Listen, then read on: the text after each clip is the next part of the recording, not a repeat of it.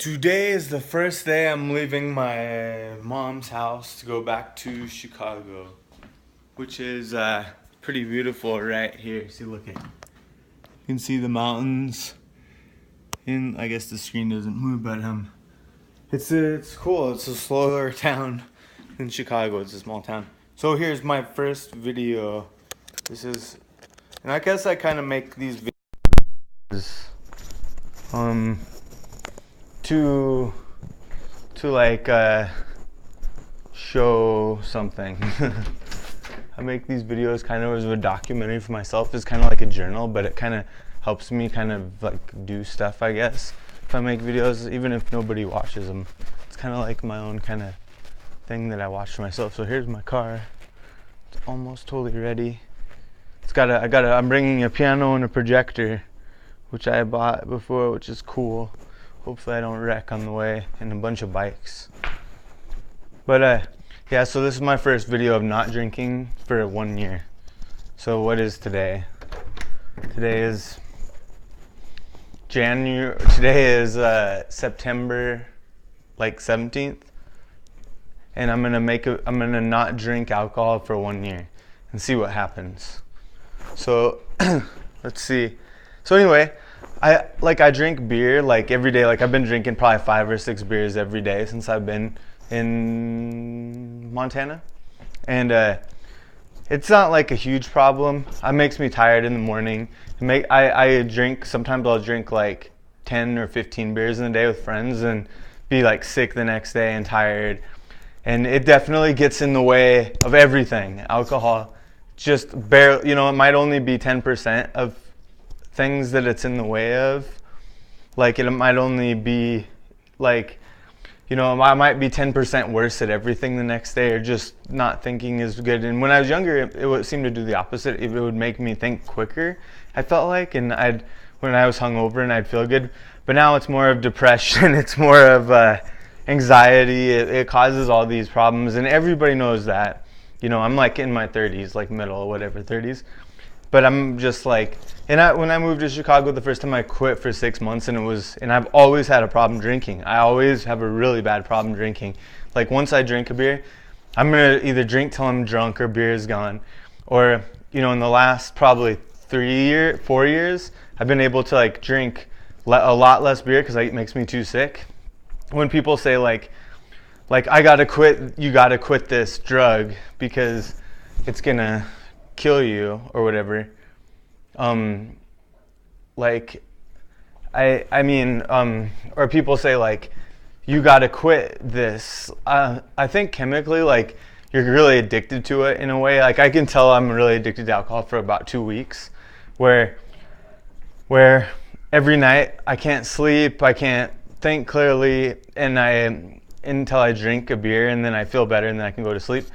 And I think people say, oh, I quit and it would have killed me if I would have kept doing it. Well, it would have, but you never would have drank that much. Like, so if you're 35 and you were like, if I quit when I was 25, it would have killed me. I kind of don't necessarily believe that philosophy. Like, I kind of think you're going to drink as much as you can at the age you are, because you're always going to, when you're younger, you can like process it better, or it seems to where you can drink a lot more and you're not as sick. But when you get older, through the years, you're like, that's making me sick. It's just terrible. So for me to quit right now isn't really saying, here's exactly how you quit. This is gonna work for everybody, because I actually do want to quit. Like I just no, it doesn't help me out. It's kind of like I see it as like a selfish drug. It's nice.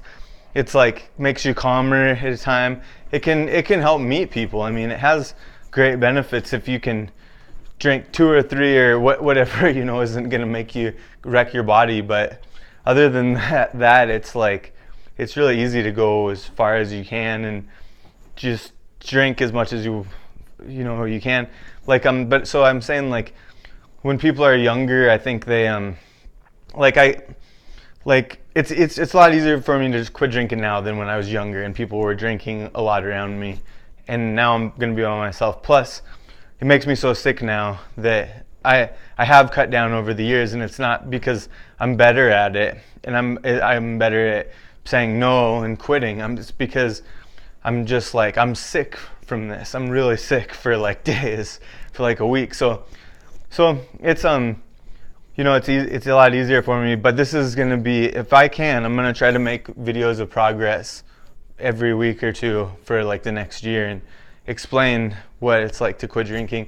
Last night I probably drank 6 beers. The day before though, I drank like 15, probably like 8 IPAs and stuff. So, and okay, I'll explain a few things of what I have. Like I have a car I got paid off. It's a cheap car that you see in the video. I pay rent $600 a month. I have a job delivering on my bicycle. In Chicago, which anybody can get. It's not hard to get, and you deliver food, and it's a fun job to be able to see the city and like travel around on your bike.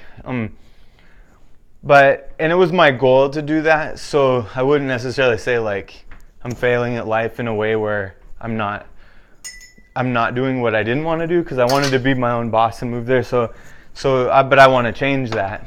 I want to be in the best shape I've ever been in before. I want to eat the most healthiest food. I just drank lemon juice out of this cup with protein in it. I want to be able to make decisions and do it. Like I want to be able to say I'm going to go to Montana for a week or two and get on an airplane and have the money saved. I want to successfully buy stocks. I want to appreciate life more, and I want to maybe meet a new girl that would be cool. And I'd like to maybe move to a little bit better of a house. Maybe be more aware of things, like talk to my family a little bit more, and be more a part of that from a distance, like from another city. I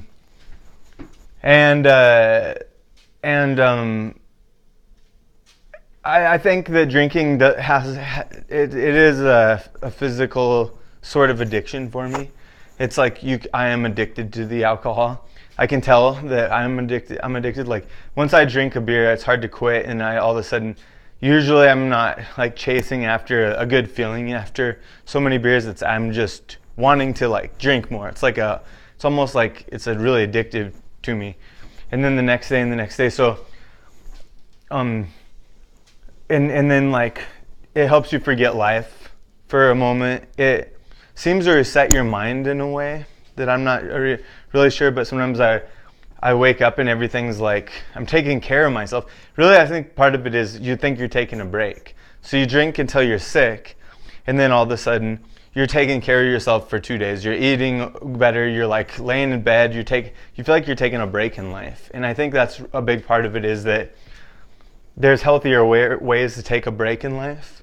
And so I know I don't need it. And one of the best things I found is, if you ever are kind of stuck in life and you feel like life is too easy, or you're just sleeping too much but you're just barely scraping by, if you can take a trip somewhere and look at your life from a distance, like I just did from Montana, from being away for 2 years, it'll give you might gain a better perception of, oh, this is what I'm doing in life. Why am I doing this? Why am I drinking 4 beers every day, which might affect my daily routine the next day a little bit? Why am I laying in bed looking at Facebook for 2 hours in the morning?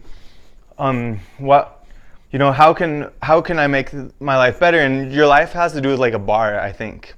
So when you raise your standards on that bar, you adapt to it, and it becomes normal. So if you have the money to buy a private jet and fly around the world, you've raised your bar up to this level with money that's really hard to keep up with, and you got to continue to make a lot of money, which is a crazy example. But a smaller example might be you move to a worse house, and what I mean is like the shower doesn't get hot. Like some electrical part doesn't work right. The fridge doesn't totally stay cold. You end up having to work a little bit harder to like keep the fridge door closed. You got to bungee it shut or something. But you came from a better environment, so you can appreciate that better environment. But when you're living and you adjust to those standards, and all of a sudden that's your lifestyle, where you're taking a bungee off of a fridge every day, it's a little bit time consuming. And you could say, what's wrong with it? This is a lifestyle too. It just might not fall into what other people's standards are of that being a healthy lifestyle. So although I think it's good to do whatever lifestyle you want to do in life to get to where you want to go in life. Sometimes you got to have a fridge like that, or you got to sleep in a room with a bunch of people or something, or you might have your own room with everything. But I think it's good to make goals to go after those things and accomplish them, whether it be go teach English in another country and you live by these certain standards. But I think it's like me quitting drinking will help me a little bit. And a lot of times I kind of sabotage myself, because once I start living a good lifestyle and it's maybe been a month and I'm not drinking and I'm feeling great every day, it's really easy for me to go, man, I feel like I'm missing out on hanging out at the bar, meeting people. Maybe I can meet somebody, a girl, or like maybe I can go watch this band, or maybe I can and seasonal depression can happen where weather changes and you don't always feel like you feel up to having the self-control to actually keep doing some goals. And I think that the mental part of all that is a lot bigger picture than the physical part of not bringing alcohol to your house to drink, or not or having a level of the bar that's moved. You've moved up so high. You've made a bunch of money. You're living in a $2,500 a month high rise in Chicago. You've moved up to there, but you have everything. You look good. It looks good, but really mentally you could be depressed. It could be the wrong season and you're not getting through it, taking vitamin D, trying to get sunlight, exercise, and you're, instead of recognizing that you're depressed and you can change this thought process, you end up liking to be depressed.